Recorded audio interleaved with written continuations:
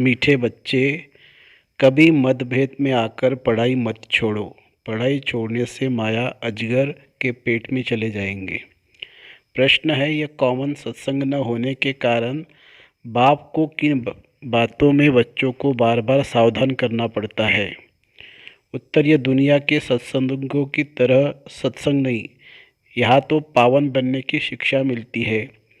पावन बनने में माया के विघ्न पड़ती है, इसलिए बाप को बार बार सावधान करना पड़ता है। बच्चे, कभी कुछ भी हो, तुम सुख दुख निंदा स्तुति सुनने पढ़ाई को कभी नहीं छोड़ो।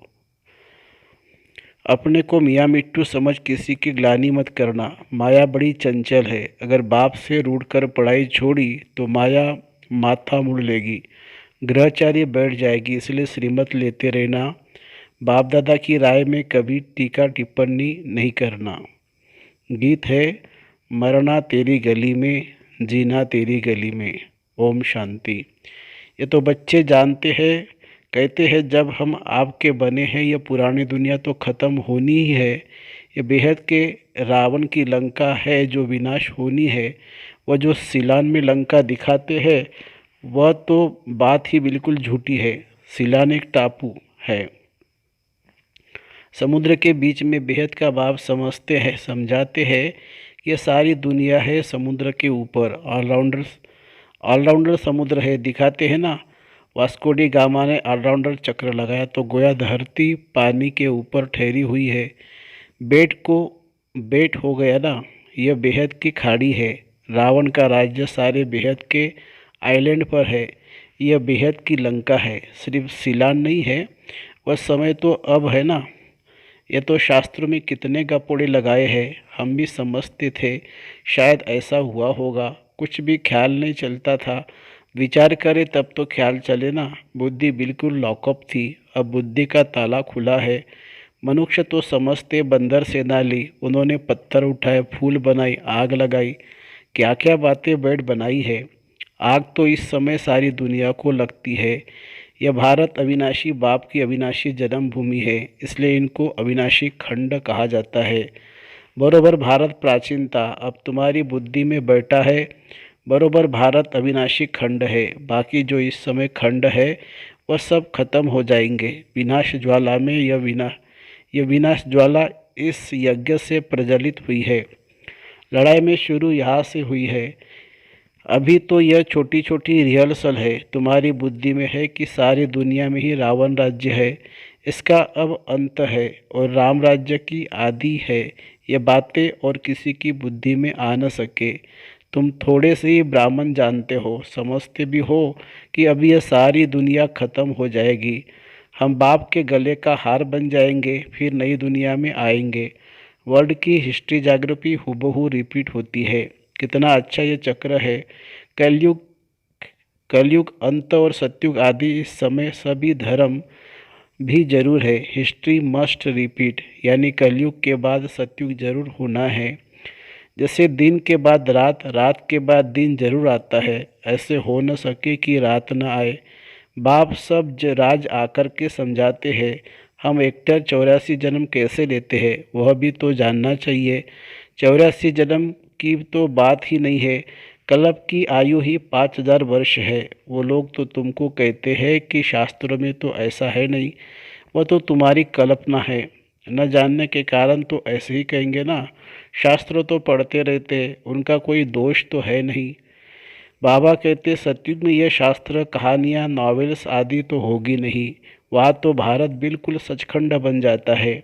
भारत खंड सबसे बड़े से बड़ा तीर्थ है। यह सोमनाथ का मंदिर कितना भारी है। ऐसा मंदिर कब कहाँ भी बन नहीं सकता।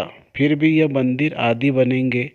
कब बनेंगे? जब भक्ति मार्ग शुरू होगा तब बनाते हैं, और कोई तो बना ना सके। तुम सौबंत भी बता सकते हो, आज से फलाने टाइम से भक्ति शुरू होगी। पहले लक्ष्मी नारायण ही पुजारी बनेंगे, सिंगल ताज होगा।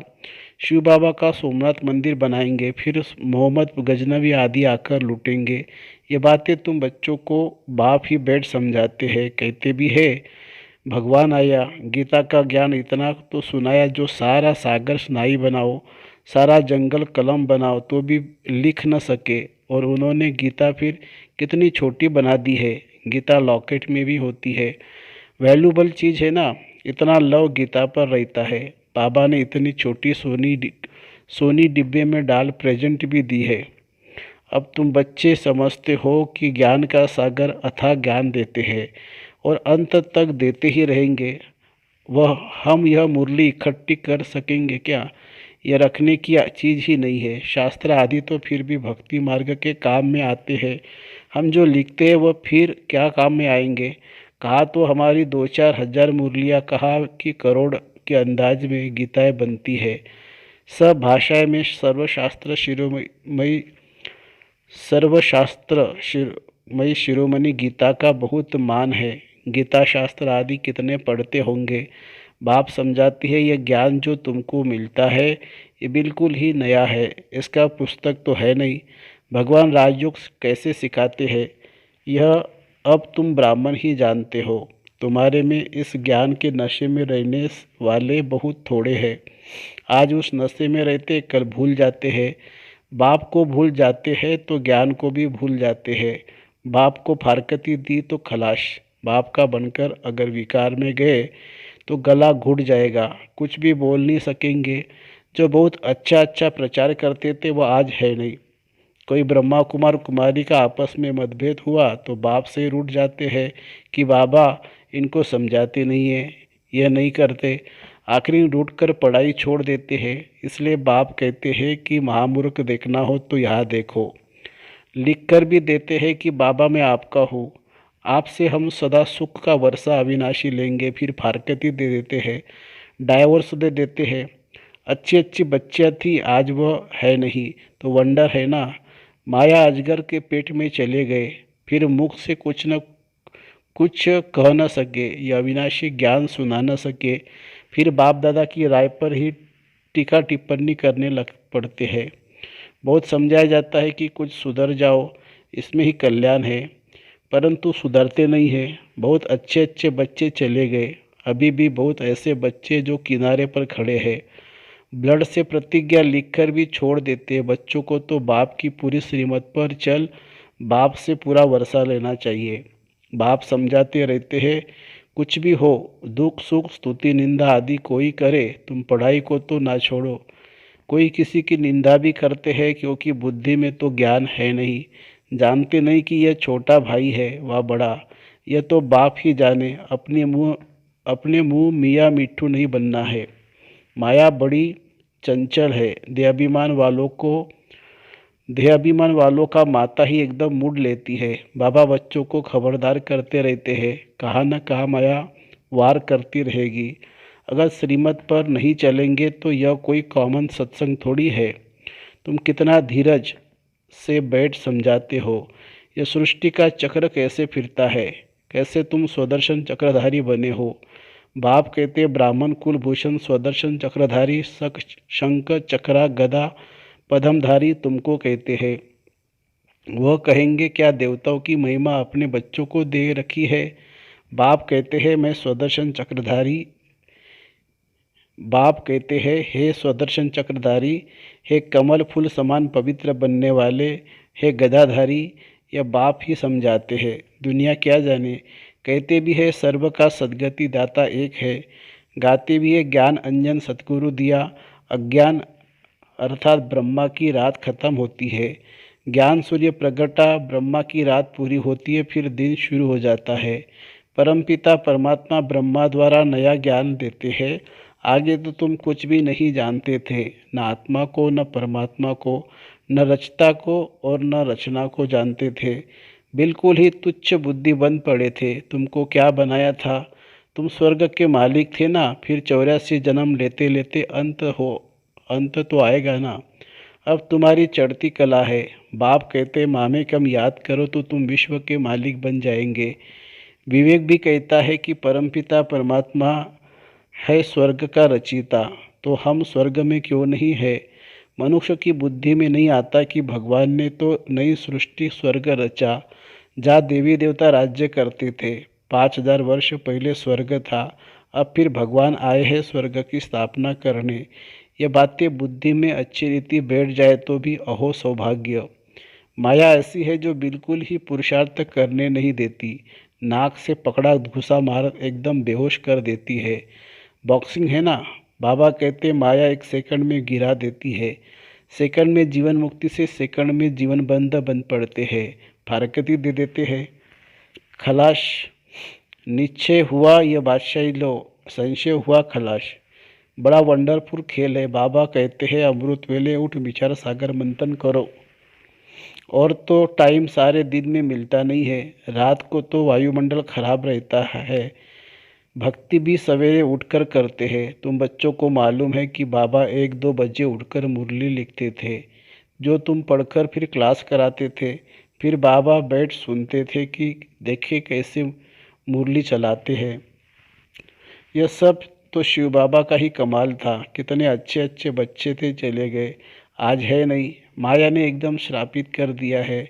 बाप तो वर्षा दे रहे हैं तो बच्चों को पूरा पुरुषार्थ कर वर्षा लेना चाहिए। अच्छी रीति खुद भी समझते हैं, बाप भी समझाते हैं।